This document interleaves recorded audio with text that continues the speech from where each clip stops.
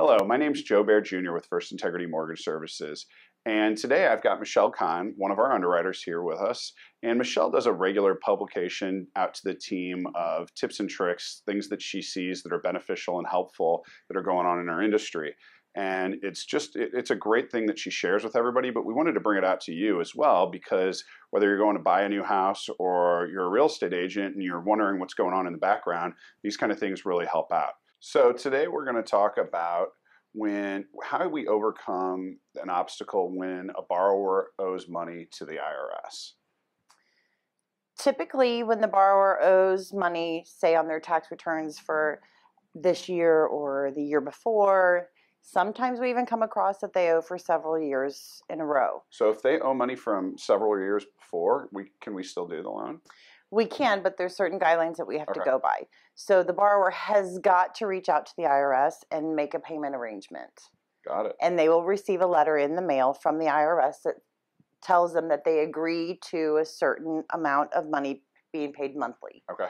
Typically, that would be set up to where it's an automatic withdrawal once a month to go straight to the IRS. So how long of a history do we have to have of them making that payment for us to be able to not be overly concerned with the IRS payment? The typical amount of time is going to be 3 months.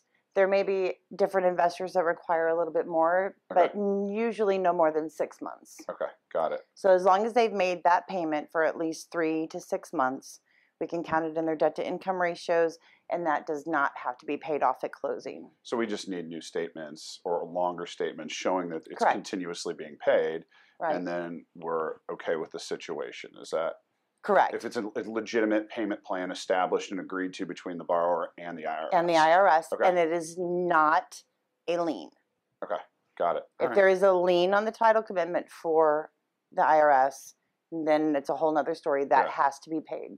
Okay, and then we need to talk about that then. Correct. Okay, got it. Yeah. So if you have any more questions about if you have payments to the IRS or loan programs whatsoever, please give us a call at First Integrity today.